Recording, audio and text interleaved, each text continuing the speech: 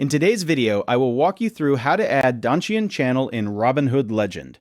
First, go to Robinhood Legend and make sure you are on the main chart screen where your trading tools and chart settings are visible. Once you are on the platform, move your attention to the upper right-hand corner of the screen.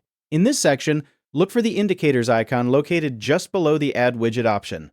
After locating the indicators icon, click on it to continue. Once the indicators menu opens, click Add Indicator to start searching for the Donchian Channel tool. After selecting Add Indicator, you will see a list of available indicators on the screen. You can either scroll through the available options manually or use the search box to make the process faster. If you want to search directly, click on the search box and type DC.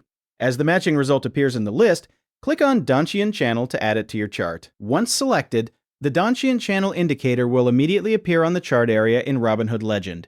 After the indicator has been added, you can continue by customizing its appearance and settings. To do this, locate the Settings option connected to the Donchian Channel indicator. Click on Setting to open the customization menu. Inside the Settings panel, you can make changes to how the indicator appears on your chart. Continue adjusting the settings based on the setup you want to use. Once you finish making your changes, simply close the Settings panel and the updated configuration will remain active on your chart.